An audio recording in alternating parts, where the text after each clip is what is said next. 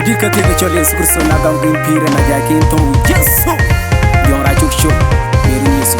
We ko binum ba bianglum podiyam. Nyali ye jamgo we. Ko jigamba bungulum podiyam. Nyali ye jamgo. Nyali ye jamgo. Margami ngachi we didin. We get ringang ya majabui. Ajagui tan we. Rinandelo the we little bit. Nyali ye jamgo. Margami ngachi we didin. We get ringang ya majabui. Ajagui tan we. Rinandelo the we little bit. Nyali rilupai kuyene bany bany ben. Nyali rilupai kuyene bany bany ben. Biranjigam nyali ranjang kore. Engamen tungayen Yesu. Doye pirade. Nyali rilupai kuyene bany bany ben. Nyali rilupai kuyene bany bany ben. Biranjigam nyali ranjang kore. Engamen tungayen Yesu. Doye pirade.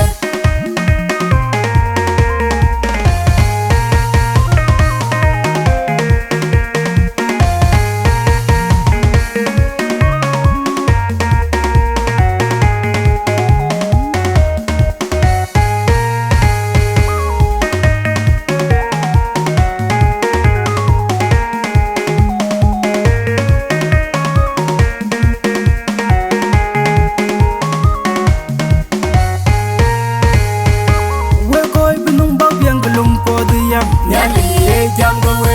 Ko jigamba bungulum podiyam. Nyali ye jamgo. Nyali ye jamgo. Margami ngachi we didin. We get ringang ya majabui.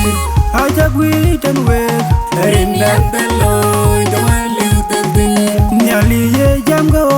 Margami ngachi we didin. We get ringang ya majabui. Ajagui tan we. Rinandelo the we little bit. Nyali rilupai kuyene bany bany ben. Nyali rilupai kuyene bany bany ben. Biranjigam nyali ranjang kore. Engamen tungayen Yesu. Doye pirade. Nyali rilupai kuyene bany bany ben. Nyali rilupai kuyene bany bany ben. Biranjigam nyali ranjang kore. Engamen tungayen Yesu. Doye pirade.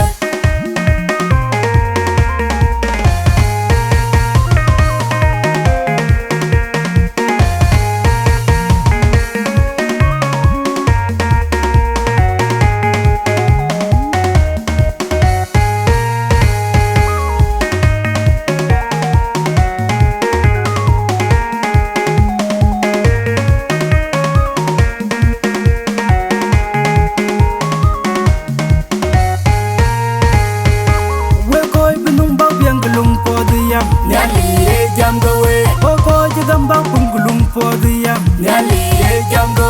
Nyali ye jamgo. Margami ngachi we didin. We get ringang ya majabui. Ajagui tan we.